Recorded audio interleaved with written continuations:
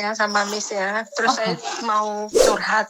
curhat apa? Ingat, Kalau ingat saat curhat kalau jangan menyebut nama siapapun karena secara langsung dan tidak langsung masuk YouTube sama di Facebook. Silakan. Oke, saya paham. Gini loh, kan kemarin saya sempat lihat apa namanya, Miss bilang yang soal ada anak yang mau ngancam diri sendiri mau overstay kan. Benar-benar. Saya cuma bilang pikir-pikir ulang lagi, soalnya saya ngelakuin itu. Maksudnya? Nggak gini, saya kan dulu pernah punya majikan, saya udah di situ 8 tahun. Terus? Terus nenek saya meninggal, saya nyari majikan lagi, terus saya pindah agent. Pindah agent itu baru saya 2 bulan itu di majikan yang baru, majikan tuh ngurung saya dalam 1 bulan nggak dikasih makan. Terus saya sampai masuk rumah sakit, operasi usus buntu. Setelah itu kan saya ngebreak. Ngebreak, tapi majikan saya bilang nggak usah ngebreak, kamu keluar baik-baik, nggak apa-apa.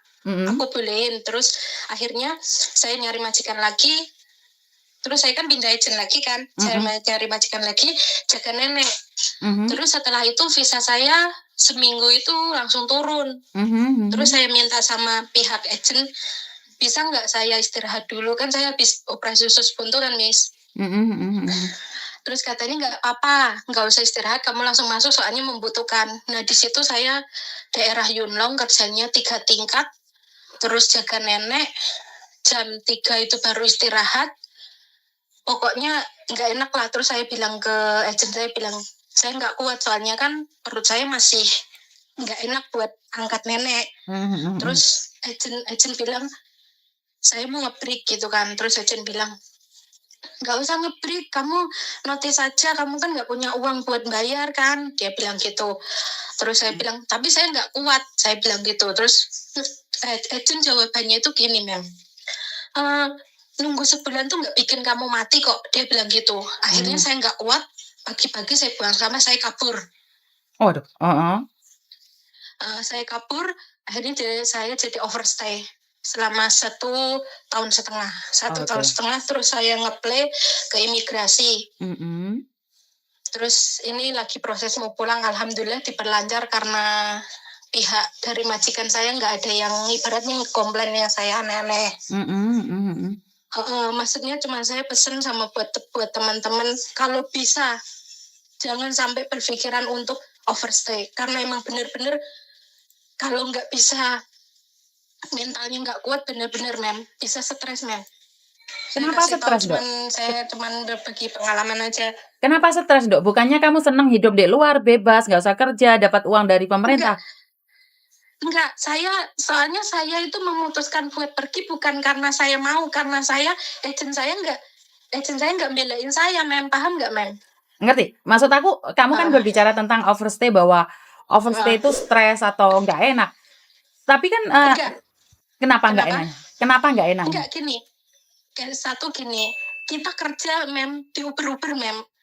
Oh, oke. Kalau kita ketangkep, kalau kita ketahuan penjara loh, Mem. Oh, oke. Jadi overstay itu tidak tenang ya? Maksud kamu seperti itu? Tidak tenang. Kalau menurut saya pribadi, saya tidak tenang. Emang uang banyak, Mem, tapi tidak tenang kehidupan. Karena di luar sana kita nggak punya pohim, Mem. Paham kan, Mem? Iya, kalau ada apa-apa sama kita, nggak ada yang mau tanggung jawab. Betul. Ini betul. Nah, gitu. Kalau kita punya kontrak, maaf ya, kalau majikan ada yang mukul apa, kita masih dilindungi, Mem. Oh, oke. Paham nggak, Mem, itu? Paham. Itu. Halo. Terus?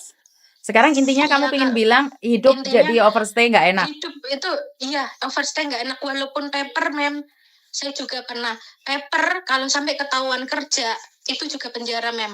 Jadi, maksudnya kalau bisa, kalau majikan nggak sejahat-jahat majikan, tapi tetap ada hukum, Mem. Tenang aja gitu, daripada sampai mutusin overstay. Kalau nggak kuat bener-bener, jangan sampai.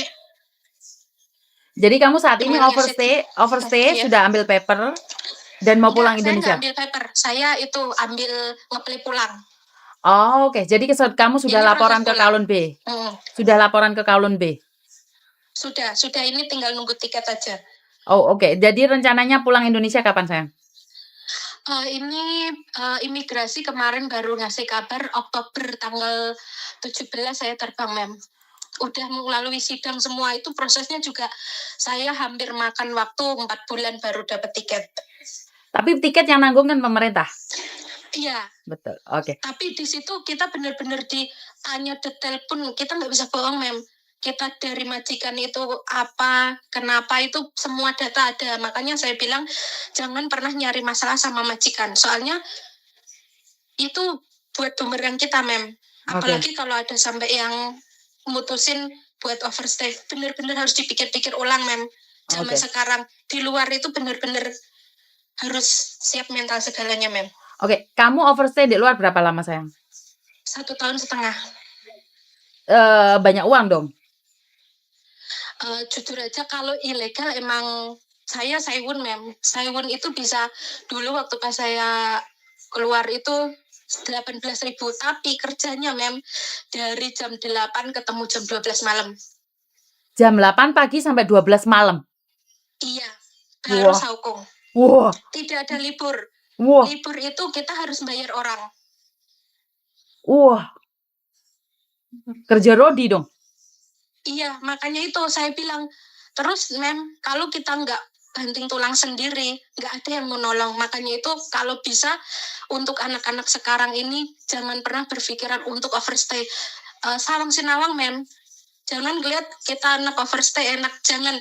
Terus jangan terpengaruh ke orang. Saya kemarin, teman saya juga ada anak, dia bilang sampai nangis. Dia punya sahabat, terus sahabatnya overstay. Dia kan anak majikannya baik, tapi dia nyesel karena ya itu kompor-komporan temannya suruh jadi anak luar. Makanya saya bilang benar-benar hati-hati, kalau bisa jangan sampai overstay. Oke, ada pesan buat teman-temanmu yang di luar sana, sayang? Ada. Semasnya itu, Mem, maksudnya pikir-pikir kalau mau jadi overstay, terus jangan ngeluh, Mem. Semua majikan itu, kita ikut orang itu pasti ada nggak enaknya. Kalau dia nggak, kalau emang nggak nyampe fatal, kalau bisa bertahan, Mem. Gitu aja. Terus ingat keluarga, tujuan pertama kita awal ke sini tuh untuk apa? Gitu aja. Oke, terima kasih pesan dari kamu. Sebentar, tak tutup dulu. Jadi ini pesan dari anak overstay ya, Mbak ya. Selama 1,5 tahun dia merasa tertekan karena kehabisan uang, bisa jadi kalau sakit nggak ada yang nanggung, dan setiap hari kerja dari jam 8 pagi sampai jam 12 malam. Gaji 18.000, tapi kerja rodi, tidak pernah libur. Kalau libur pun harus cari pengganti. Jadi sekali lagi buat mbak-mbaknya yang di luar sana, ya dikatakan bahwa gaji di luar lebih besar. Jadi anak overstay, dia ketakutan sendiri dan sekarang dia memutuskan untuk pulang Indonesia dengan mengikuti prosedur yang ada.